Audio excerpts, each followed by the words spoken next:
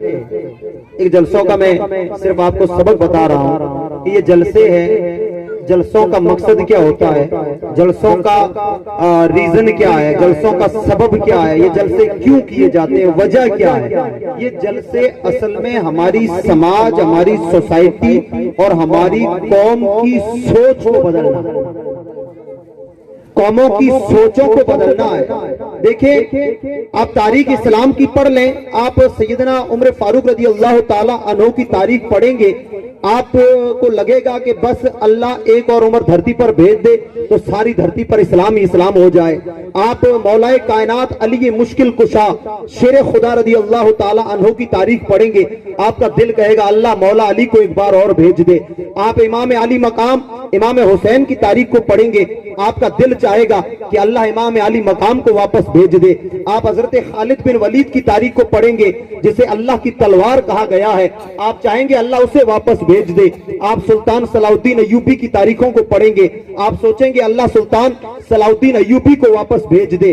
آپ سلطنت عثمانیہ کے بادشاہوں کی، مجاہدوں کی، غازیوں کی تاریخوں کو پڑھیں گے، آپ کہیں گے اللہ انہیں واپس بھیج دے۔ یاد رکھیں ہندوستان میں ہم کو بچانے کے لیے اب نہ عمر کو آنا ہے، نہ علی مشکل کشا کو آنا ہے، نہ سلطان صلاح الدین ایوبی کو آنا ہے، نہ کسی اور غازی کو آنا ہے، نہ کسی اور مجاہد کو آنا ہے۔ اگر آنا ہے اور بچنا ہے اور کھڑا ہونا ہے تو صرف ہمیں ہی کھڑا ہونا ہوگا۔ اور ان جلسوں کا مقصد اور ان کا اصل ریزن یہ ہوتا ہے کہ اس قوم کی سوچ کو بدلا جائے کہ آج دیکھ رہے ہیں آپ کہ بے گناہ مسلمانوں کو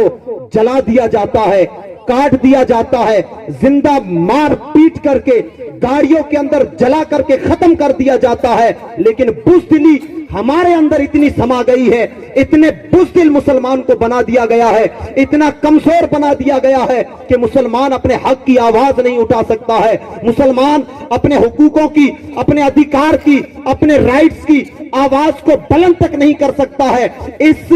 بزدلی کو ختم کرنے کے لیے، اس سوچ کو مٹا کر کے ہر مسلمان کی سوچ کو غازی بنانے کے لیے، مجاہد بنانے کے لیے اور گھر گھر میں ایک سلطان صلاح الدین ایوبی بنانے کے لیے یہ جلسے سجائے جاتے ہیں۔ اور حضور قائد ملت پیر صاحب قبلہ کی زندگی کو دیکھے کہ صرف یوں جلسوں میں آئیں، آپ گاؤں والے کوئی دعوت کر دیں، دعوت کھا لی، سبحان اللہ دعا ہے میری تمہارے لیے، یوں کر کے چلے گئے۔ مقصد یہ نہیں ہے، ہر گھر کے اندر ایک سلطان صلاح الدین ایوبی بنانا ہے۔ پیر صاحب قبلہ کسی کو نیتا نہیں بنانا چاہتے ہیں، پیر صاحب قبلہ چاہتے ہیں کہ نیتا لوگ تو ووٹوں کے ذریعے بکتے ہیں، پیسوں کے ذریعے بکتے ہیں، لیکن تمہاری اولادوں کو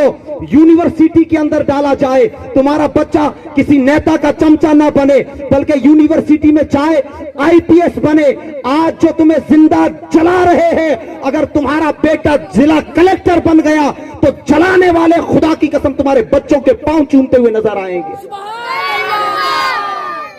انسان کی سوچوں کو بدلنے کے لیے،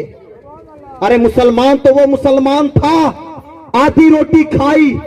زندگی بھر بھوکا رہا، لیکن اپنے بچوں کو اتنا ترقی یافتہ بنایا، اتنا ترقی یافتہ بنایا کہ دنیا کو اپنے قدموں میں جھکا دیا۔ آج سارا کچھ کھا کر کے، سب کچھ کر کے بھی اپنی سوچ نہ بدل سکے اور سماج میں ایک قابل بچہ نہ پیدا کر سکے، ایک قابل بچے کو تیار نہ کر سکے جو قوم، سوسائٹی اور سماج کی آواز کو اتنا بلند کرے کہ ساری پارٹیز آ کر کے مسلمانوں کے قدموں میں جھک جائے۔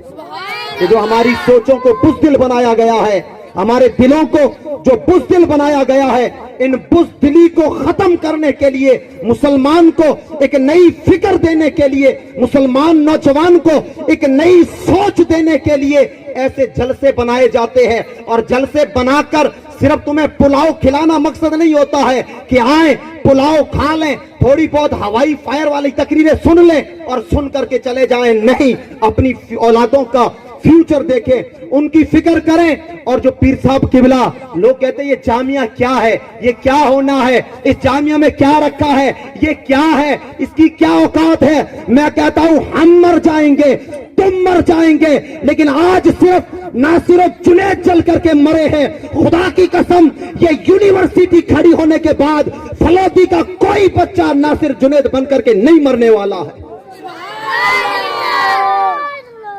कोई नासिर और जुनैद की तरह जल करके नहीं मरने वाले हैं। हर